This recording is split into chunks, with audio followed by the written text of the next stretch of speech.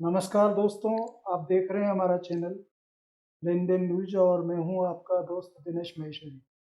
दोस्तों, काफ़ी समय से आप लोगों को इंतज़ार था कि सोयाबीन का अब क्या होगा और सरसों की क्या स्थिति है बुआई की।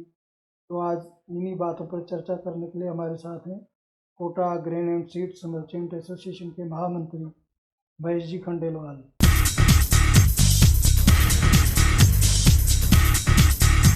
महेश जी नमस्कार। नमस्कार साहब। तो महेश जी, इस समय सोयाबीन की क्या स्थिति है? मंडियों में आवक बढ़ रही है या घट रही है? सोयाबीन की आवकें अभी तो बहुत कम है साहब, बिल्कुल एकदम बाजार जैसे ही टूटे, जैसे ही ये दीपावली के बाद हम्म, मंडियां खुली हम्म, तो मार्केट बहुत तेज हो गए थे छुट्टियों में हम्म। दीपावली की। वो तो लोगों ने छुट्टियों की वजह से स्टॉक भी किया होगा ना उस टाइम। नहीं, स्टॉक का रीजन नहीं था उसमें, दिवाली। फॉरेन की जो तेजी की रूमर आई थी, अच्छा अच्छा। उसकी वजह से उन छुट्टियों में बाजार काफ़ी तेज हो गए थे। जैसे ही दीपावली पे मंडियां खुली दीपावली के बाद, हम्म। तो लगातार धीरे धीरे उसमें से 400-500 रुपये हो डाउन गए। हो गए। अच्छा। तो तो बाजार अभी जो वर्तमान में चल रहे हैं, नीचे में 4400 रुपये बिक रहा है, ऊपर में 4800 रुपये बिक रहा है।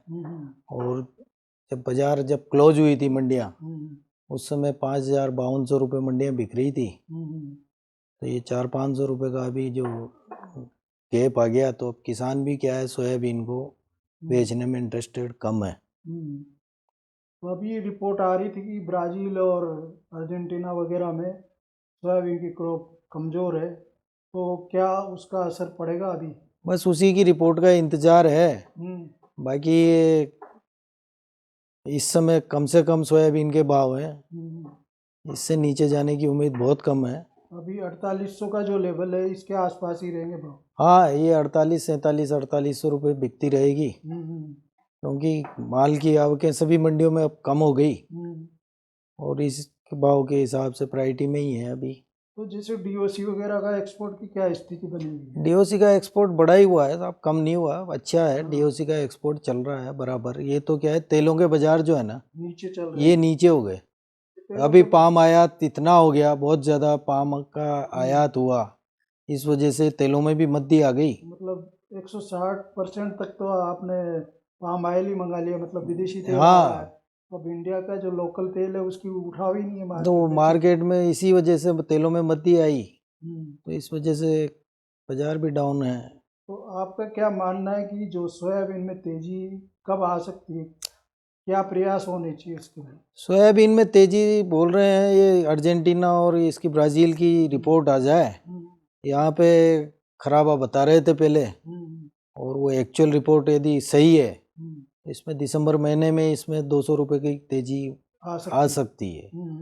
और ऊपर में संभावना है ये जल्दी वापस से 5500, 5400, 5500 रुपये। समर्थन मूल्य का से तो अभी ऊपर ही चल रही है ना? हाँ, लगभग बराबर सी चल रही है, समर्थन मूल्य के आसपास ही चल रही है। तो अगर मान लो ब्राजील और अर्जेंटीना की रिपोर्ट में यह आता है कि ज़्यादा फसल खराब हुई है, तब तो भाव 5500 के आसपास आ सकते हैं। जी। अच्छा। तो अभी जैसे अपन माने कि टोटल मंडियों में कितनी परसेंटेज फसल निकल चुकी होगी सोयाबीन?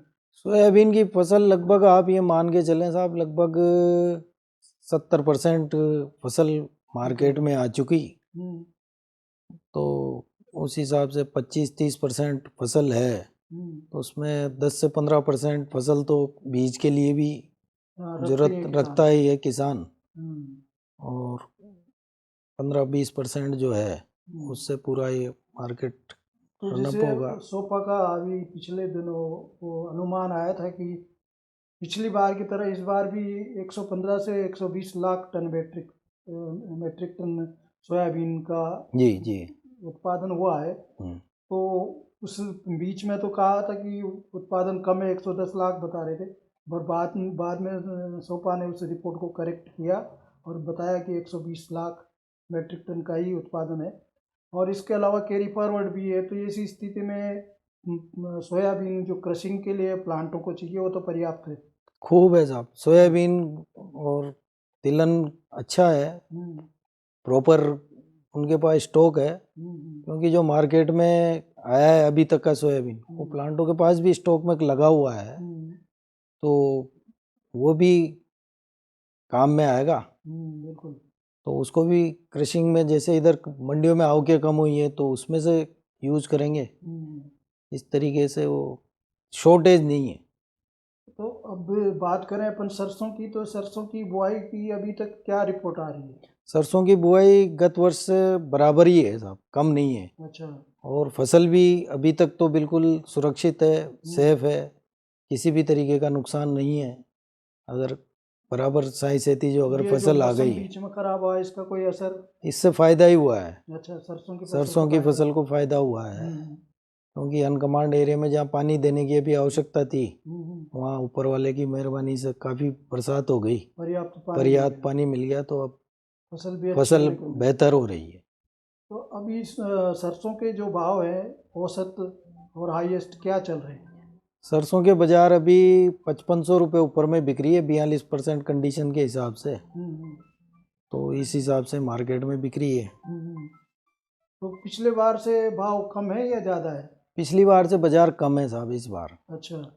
क्योंकि पिछली बार बाजार ज़्यादा थे, इस बार कम है। सरसों के बाजार लगातार कम ही हुए हैं। तो पिछली बार भाव कम था और इस बार भी भाव कम है वैसे देखा जाए तो, क्योंकि पहले एक बार 8000 तक सरसों हाँ, बिफोर लास्ट ईयर 8000 रुपये हो गई थी, 2 साल पहले। 2 साल पहले।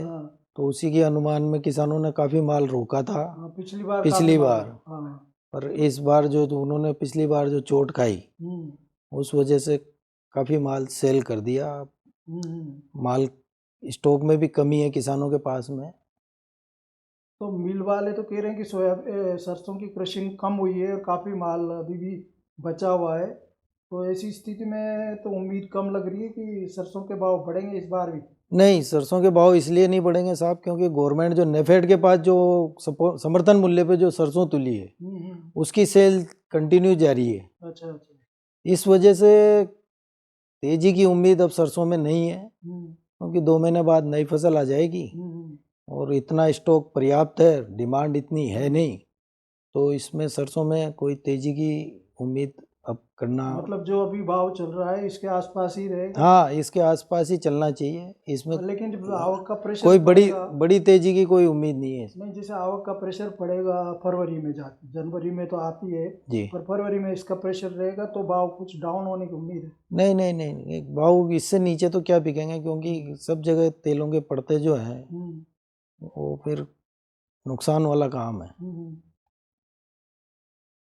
तो मतलब ये है कि पिछले साल के बराबर ही सरसों को भाव बुआई रहने की उम्मीद है, हाँ, ये कह सकते हैं अपन। जी जी। और सोयाबीन का जो है वो दिसंबर में तो क्या जनवरी में अगर ये जो क्रॉप है इसकी ब्राज़ील वगैरह की दूसरे देशों की जो ख़राब बता रहे तो उसका असर होगा, तो 500 रुपये की लगभग तेजी आ सकती है। जी जी जी, क्योंकि अर्जेंटीना और ब्राज़ील के आंकड़े अभी 15 तारीख तक आ जाएंगे, तो इसके अनुमान से फिर इसमें सौदे होते रहते हैं, जो उसी के अनुरूप व्यापार चलेगा।